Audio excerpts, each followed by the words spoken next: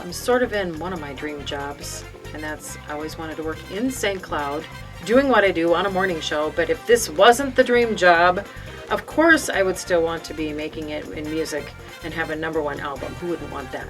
Anybody that knows me knows I love presidential history, so I would love to work for a presidential library. Oh boy, divorce is a hard thing. I wish that wouldn't have fallen apart because it would have been great to have our family all together.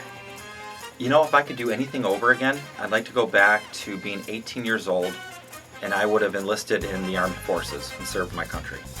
My biggest fear would be for my children not to have a happy life. I want them to have everything that they want and to be very happy individuals. So I don't want them to, I know they're going to have disappointments, but I want them to have happy lives and do what they love. Choking. Anybody that knows me knows my biggest fear is choking. God, this is like going way too back. I have like 100 of these. I think it was, I had to be Igor at the age of 16 years old in a play at school. So can you imagine a 16-year-old girl having to wear a bald cap for the whole school to see her that way? The only good thing that came out of that is I did get Drama Student of the Year. Was really excited to date this one girl in Racine, Wisconsin.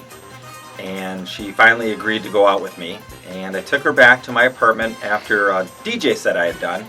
And the whole drive from the club to my apartment, I had to use the bathroom bad. And we're talking about #2. And I was holding it and holding it and holding it. And unfortunately, when you went to my apartment, you had to walk up a flight of steps. So that was, hard to walk up the steps and hold it at the same time. But when I got to the top, I forgot that I had my mom's dogs there. I was dog sitting and there was a baby gate. So I had to lift my leg over the gate. And as soon as I lifted my leg over the gate, you can imagine what happened. The first job I had was in Princeton. I was a salad girl. And I cannot think of the name of the restaurant. I told Tanner about this all day yesterday.